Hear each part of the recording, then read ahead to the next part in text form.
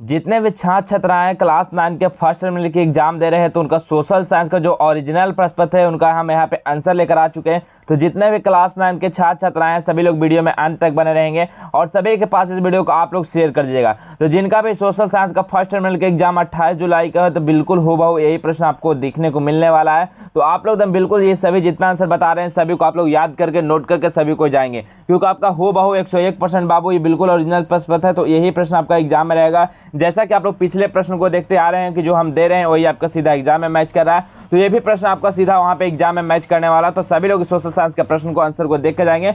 और साथ ही साथ अभी तक आप लोग चैनल को सब्सक्राइब नहीं किया तो चैनल को सब्सक्राइब करके बेल आइकन को प्रेस कर लीजिएगा, ताकि आने वाले हर एक सब्जेक्ट का वीडियो आप लोग के पास पहुंचे और हर एक एग्जाम का, ठीक है, ये फर्स्ट टर्मिनल एग्जाम है, आपका सेकंड होगा, सेंटअप होगा, सभी जितना भी आपका ओरिजिनल प्रश्न है आप लोग आज सबसे पहले पहुंचे तो आप लोग चैनल को सब्सक्राइब करके रखेंगे और सभी के पास शेयर कर देंगे। तो चलिए हम लोग देखते हैं। तो देखेंगे सोशल साइंस का आप लोग का एग्जाम होगा 80 मार्क्स का होगा, 20 मार्क्स का आपको प्रैक्टिकल होता है और 2 घंटा 45 मिनट का समय मिलने वाला है, जिसमें से आप लोगों को कुछ निर्देश दिया गया तो आप लोग उसको पढ़ेंगे। हम देखेंगे खंड आ में आपका वस्तुनिष्ठ प्रश्न देखने को मिलेगा और खंड बा में आपको मिलेगा विषयनिष्ठ प्रश्न। और हम लोग इस वीडियो में आप लोग बताएंगे कि इसका पीडीएफ है और आंसर कि आपको किस तरह से मिलने वाला है, क्योंकि बहुत सारे विद्यार्थी लोग कमेंट करते हैं, कॉल करते हैं कि सर पीडीएफ कहाँ से मिलेगा, कैसे मिलेगा, इसका आंसर की कहाँ से मिलेगा, तो उसको भी हम बताएंगे। तो वीडियो में आप लोग बने रहेंगे तो आप लोग सारी जानकारी आप लोग को मिल पाएगी। तो यहाँ पे देखिए निर्देश में दिया गया बाबू कि 1 से 48 तक आपका वस्तुनिष्ठ प्रश्न है, जिसमें से आप लोग क्या करना है, आप लोग को किन्हीं 40 प्रश्नों का उत्तर देना है, ठीक है। 48 प्रश्न से 40 प्रश्नों का उत्तर देना सोशल साइंस में। तो चलिए हम सीधा क्वेश्चन की ओर चलते। तो पहला क्वेश्चन आप लोग देख पा रहे होंगे अपने स्क्रीन पे क्या बोला जा रहा है। पहला स्क्रीन देख रहे हैं कि किस महानगर को अंध महासागर के नाम से जाना जाता है। पता है किस महासागर को अंध महासागर के नाम से जाना जाता है? तो कौन सा महासागर को? तो अंटार्कटिका महासागर को क्या जाना जाता है? अंध महासागर के नाम से। तो पहला ऑप्शन नंबर सी बिल्कुल सही हो जाएगा, अटलांटिक महासागर। अगला प्रश्न बोला गया दूसरा बाबू कि किस पुर्तगाली नाविक ने ब्राजील की खोज की थी? बताइए किस पुर्तगाली नाविक जो था जो ब्राजील की खोज किया था? तो कौन किए थे ब्राजील की खोज? कौन पुर्तगाली नाविक किया था? तो दूसरा का सही आंसर हो जाएगा वो केवरल, ठीक है। केवरल क्या था? जो पुर्तगाली नाविक था जो ब्राजील को ये खोज किया था। ऑप्शन नंबर डी करेक्ट हो जाएगा। अगला है उत्तम आशा अंतरिक्ष का पता किसने किया था? बताइए उत्तम आशा अंतरिक्ष का पता किसने किया था?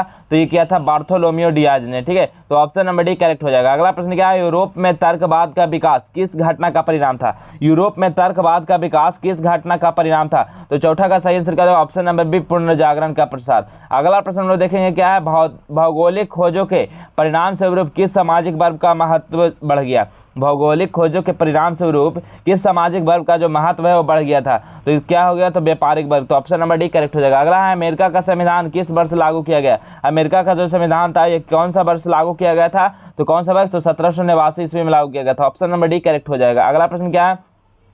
अमेरिका स्वतंत्रता संग्राम में किस देश ने उपनिवेशकों को सहायता पहुंचाई थी? तो कौन सा देश को? तो 7वां का सही आंसर हो जाएगा फ्रांस के। Option number B correct answer हो जाएगा फ्रांस।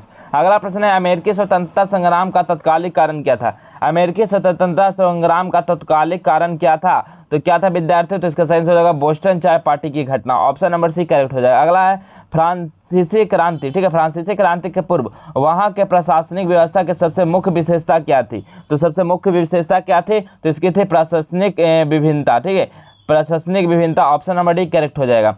अगला क्या है कि टाइड फ्रांस में किस प्रकार का था? तो इसका सही आंसर क्या होगा? 10 का। तो 10 का यहाँ पे सही आंसर हो जाएगा ऑप्शन नंबर ए, ठीक है, भूस्वामियों द्वारा वसूला जाने वाला कर, ठीक है। कौन सा कर था? टाइड फ्रांस में किस प्रकार के कर था? तो भूस्वामियों द्वारा वसूला जाने वाला कर, ठीक है। देखिए ऑप्शन नंबर ए करेक्ट हो जाएगा। यहाँ पे आप लोग देख पा रहे हैं कि क्वेश्चन आपको अच्छे से नहीं देखते, तो यहाँ पे फोटो क्लिक करने में आपको थोड़ा सा प्रॉब्लम हो गया, तो आप लोग कोई नहीं, चलिए हम इसका सीधा आंसर बताते हैं। लिखा गया है बृहत ज्ञान कोश का संपादन किसने किया? तो किसने किया था? तो 11 किसका जो सही आंसर हो जाएगा? ऑप्शन नंबर बी हो जाएगा दिद्रो ने, ठीक है, दिद्रो। ऑप्शन नंबर बी करेक्ट हो जाएगा। अगला प्रश्न बोला गया कि आतंक के राज, ठीक है, आतंक के राज की स्थापना किसने की थी? तो किसने की थी? तो 12 का सही आंसर क्या हो जाएगा? तो रॉब नीवर ने, ठीक है। तो ऑप्शन नंबर सी करेक्ट हो जाएगा। इसका आंसर आप लोग लिख लेंगे। अगला प्रश्न हम देखेंगे।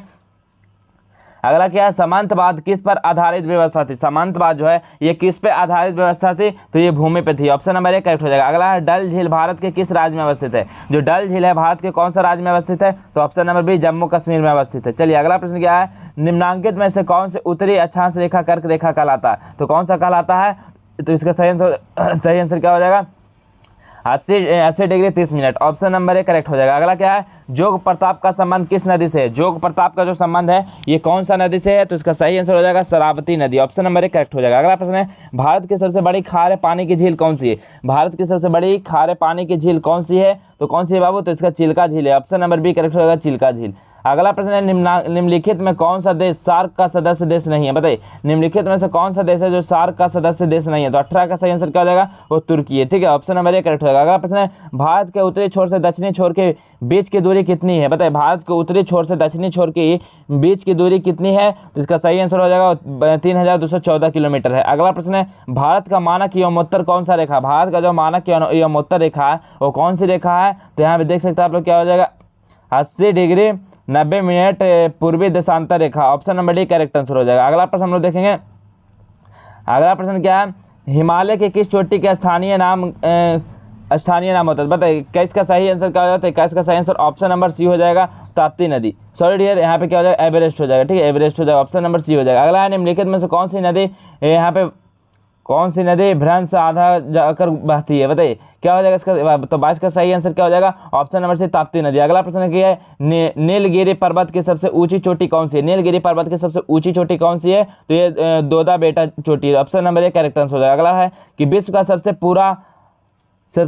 पुराना बलित पर्वत माना जाता है, किसको माना जाता है? तो बताइए, 24 का सही आंसर क्या हो जाएगा? ऑप्शन नंबर बी हो जाएगा, अरावली पर्वत को। अगला है कि किस पहाड़ी पर निपेश मिलते हैं? बताइए, क्या हो जाएगा इसका सही आंसर? तो 25 का सही आंसर क्या हो जाएगा? ऑप्शन नंबर सी, राजमहल हो जाएगा। अगला है, बताइए, इसका जो हो जाएगा भारत और बीच की अंतर्राष्ट्रीय सीमा रेखा कौन सी है? तो कौन सा हो जाएगा? पाकिस्तान और भारत के बीच जो अंतर्राष्ट्रीय सीमा रेखा है वो कौन सी सीमा रेखा है? तो 26 का सही आंसर क्या हो जाएगा? तो red Cliff Rekha. Option number A correct answer हो जाएगा। अगला है, हिमालय पर्वत की सबसे बाहरी श्रृंखला किस नाम से जाना जाता है? हिमालय पर्वत की जो सबसे बाहरी श्रृंखला है उसको कौन सा नाम से जाना जाता है? तो 27 का सही आंसर क्या हो जाएगा? ऑप्शन नंबर बी, हिमाद्री के नाम से जाना जाता है। अगला है, भारत का सबसे प्राचीन भूखंड कौन है? भारत का सबसे प्राचीन भूखंड कौन सा है? तो प्रायद्वीपीय पठार है। ऑप्शन नंबर बी करेक्ट हो जाएगा। अगला प्रश्न है, म्यांमार में नेशनल लीग फॉर डेमोक्रेसी नामक पार्टी का नेतृत्व कौन है? बताइए, कौन करता नेतृत्व? तो 29 का सही आंसर क्या हो जाएगा? ऑप्शन नंबर बी हो जाएगा, आंग सान सूची। ठीक है, आंग सान सूची है। ठीक है, नेक्स्ट प्रश्न को और बढ़ने से पहले हम आप लोग बताते हैं कि इसका पीडीएफ है वो किस तरह से डाउनलोड करना है और कहां से इसका आंसर मिलने वाला है। तो आप लोग वीडियो में ध्यानपूर्वक बने रहिएगा। तो सबसे पहले आप लोग को क्या करना है, अपने गूगल या क्रोम ब्राउजर को ओपन कर लेना है। ब्राउजर को ओपन करेंगे, उसमें सर्च करेंगे आप लोग जस्ट एजुकेशन। जैसे ही जस्ट एजुकेशन सर्च करेंगे तो आप लोग देख पाएंगे justeducation.com का वेबसाइट मिलेगा। इस वाले पे क्या करेंगे, क्लिक करेंगे सभी विद्यार्थी। जैसे ही क्लिक करते हो तो देख सकते हैं आप लोग जस्ट एजुकेशन का वेबसाइट खुलेगा। अगर अभी तक आप लोग टेलीग्राम को ज्वाइन नहीं किए तो टेलीग्राम को आप लोग ज्वाइन जरूर कर लीजिएगा, क्योंकि यहाँ पे आपको पीडीएफ और काफी सारी जानकारी यहाँ पे दिया जाता है। उसके बाद हम लोग ऊपर चलेंगे तो यहाँ पे देख पाएंगे क्लास 9 का एक सेक्शन दिख रहा होगा आप लोग को राइट साइड में ब्लू कलर का। तो क्लास 9 वाले पे हम लोग क्लिक करते हैं। जैसे ही क्लास 9 में क्लिक करेंगे हम ऊपर चलेंगे तो यहाँ पे देखेंगे class 9 first viral question paper download 2023। इस वाले पे क्या करेंगे, क्लिक करेंगे। इस पर जैसे ही आप लोग क्लिक करते हैं तो क्लिक करने के बाद देख पाएंगे यहाँ पे आपको जो भी इन्फॉर्मेशन सभी खुलकर आएगा, तो आप लोग उसको अच्छे से पढ़ेंगे। और ऊपर को जब चलेंगे तो यहाँ पे आप लोग देख पाएंगे कि ऑल क्वेश्चन पेपर डाउनलोड 2023। तो यहाँ पे से हिंदी, संस्कृत, इंग्लिश सभी कहाँ पे दिया गया। तो आप लोग जो भी सब्जेक्ट का चाहिए उस वाले डाउनलोड पे क्लिक करके आप लोग डाउनलोड कर सकते हैं। और यहाँ से आपका सारे ऑब्जेक्टिव का आंसर भी मिलने वाला, 48 ऑब्जेक्टिव का, और साथ ही साथ इसका पीडीएफ भी मिलने वाला। अगर डाउनलोड नहीं होता तो आप लोग को चिंता नहीं लेना, आप लोग टेलीग्राम में ज्वाइन रहेंगे, आपको एग्जाम से पहले उसका टेलीग्राम में आपका पीडीएफ मिल जाने वाला है। ठीक है, तो आप लोग समझ में आ गए किस तरह से आप लोग को डाउनलोड करना है। तो आप लोग जाइए फटाफट यहाँ से सभी चीज़ को डाउनलोड कीजिए और बिल्कुल एग्जाम में गर्दा मचा दीजिए। तो चलिए हम लोग अब चल रहे हैं नेक्स्ट प्रश्न की ओर। तो अगला प्रश्न क्या था, तो अगला प्रश्न बोला गया है कि लोकतंत्र के विस्तार में, ठीक है, लोकतंत्र के विस्तार में कौन सा कारक सहायक नहीं हो सकता? लोकतंत्र के विस्तार में कौन सा कारक सहायक नहीं हो सकता? तो 30 का सही आंसर क्या होगा? ऑप्शन नंबर बी, विदेशी शासक का आक्रमण हो जाएगा। अगला है, अगस्तो पिनोस किस देश का तानाशाह था? अगस्तो पिनोस जो था ये किस देश का तानाशाह था? तो 31 का सही आंसर क्या होगा? ऑप्शन नंबर सी, चिल्ली का। Option number C correct answer हो जाएगा, चिल्ली का। अगला है, फ्रांस की क्रांति ने किस नारा को बुलंद किया था? फ्रांस की क्रांति ने कौन सा नारा को बुलंद किया था? तो कौन सा नारा को? तो स्वतंत्रता की नारा को, बंधुत्व की, समानता को, ये तीनों नारा को क्या किया था? बुलंद किया था। तो ऑप्शन नंबर डी हो जाएगा इनमें सभी। अगला है, वर्तमान समय में विश्व के किस देश के प्रत्यक्ष लोकतंत्र है? बताइए, वर्तमान समय में विश्व के किस देश में प्रत्यक्ष लोकतंत्र है? तो 33 का सही आंसर क्या हो जाएगा? तो स्विट्जरलैंड में। ऑप्शन नंबर डी करेक्ट हो जाएगा, स्विट्जरलैंड। अगला है, पोलैंड में लोकतंत्र की स्थापना में कौन बाधक था? पोलैंड में लोकतंत्र की स्थापना में कौन बाधक था? तो कौन बाधक था विद्यार्थी? तो सैनिक शासन क्या था कि पोलैंड के लोकतंत्र की स्थापना में वो बाधक था। ऑप्शन नंबर बी करेक्ट हो जाएगा। अगला प्रश्न हम लोग देखते हैं। अगला प्रश्न आप लोग से बोला गया, क्या बोला गया कि जिम्बाब्वे, ठीक है, सॉरी, अगला प्रश्न है किस देश को आधुनिक लोकतंत्र का जन्मदाता कहा जाता है? बताइए कौन सा देश को आधुनिक लोकतंत्र का जन्मदाता कहा जाता है? तो बहुत ही आसान प्रश्न है, तो आप लोग इसका आंसर आप लोग को क्या करना, कमेंट में करना। ठीक है, इसका आंसर आप लोग कमेंट में करना ताकि हम जान सकते हैं आप लोग विद्यार्थियों के सही प्रश्न का आप लोग आंसर आता है या नहीं। अगला हम लोग देखते हैं 36 नंबर क्या है, जिम्बाब्वे को किस वर्ष गोरे की शासन व्यवस्था से मुक्ति मिली एवं लोकतांत्रिक व्यवस्था की स्थापना की थी? तो 36 का सही आंसर क्या होगा, ऑप्शन नंबर सी हो जाएगा 1980 ईस्वी में। अगला है कि निम्नलिखित में से कौन सा उत्पादन का सर्वाधिक महत्वपूर्ण साधन है? बताइए उत्पादन का सर्वाधिक महत्वपूर्ण साधन कौन सा हो जाएगा? तो 37 का इसमें से क्या हो जाएगा, तो इसका 37 का जो आंसर हो जाएगा वो भूमि हो जाएगा। ठीक है, 37 का ऑप्शन नंबर डी करेक्ट हो जाएगा। अगला है कि निम्नलिखित में से कौन अचल पूंजी है? बताइए निम्नलिखित में से कौन है जो अचल पूंजी है? तो कौन सा हो जाएगा, तो हल क्या है, एक अचल पूंजी है। अगला हम लोग देखते हैं भारत में कृषि की नवीन और आधुनिक तकनीक पद्धति को किस वर्ष अपनाया था? तो कौन सा वर्ष अपनाया गया था? तो इसका सही आंसर हो जाएगा 1966 से 1967 ईस्वी में अपनाया गया था। तो चलिए अगला प्रश्न क्या है, अगला प्रश्न दिया गया भूमि उत्पादन का कौन सा साधन है? भूमि उत्पादन का कौन सा साधन है? सक्रिय, निष्क्रिय या दोनों, या इनमें से कोई नहीं? तो 40 का सही आंसर क्या हो जाएगा, तो इनमें से दोनों हो जाएगा, सक्रिय भी है और क्या है, निष्क्रिय भी है भूमि उत्पादन का साधन। तो ऑप्शन नंबर सी करेक्ट हो जाएगा। तो देखिए आपको एग्जाम में 40 MCQ सोशल साइंस को करके आना, तो 40 MCQ को हम यहाँ पे आंसर की करवा दिए हैं। तो आप लोग सभी लोग इस सभी प्रश्न को याद कर लेंगे और नोट कर लेंगे। ठीक है, और आप लोग बता दें इसका पीडीएफ किस तरह से डाउनलोड करना, तो जाइए फटाफट इसका पीडीएफ आप लोग डाउनलोड कीजिए। वहाँ पे आपके सारे प्रश्न जो 48 प्रश्न उसका आंसर भी मिल जाएगा, तो आप लोग वहाँ से सभी चीज़ को देख पाएंगे। तो अगर आप लोग वीडियो अच्छा तो वीडियो को लाइक करिए और जितने भी क्लास 9 के छात्र छात्राएं हैं सभी के पास इस सोशल साइंस का जो ओरिजिनल पर्पस है इसको आप लोग पहुँचा देंगे। ठीक है, तो अगर आप लोग अभी तक चैनल को सब्सक्राइब नहीं किए तो सब्सक्राइब करके बेल आइकन को प्रेस कर लीजिएगा। और चलिए हम इसी प्रकार मिलेंगे आप लोगों को नेक्स्ट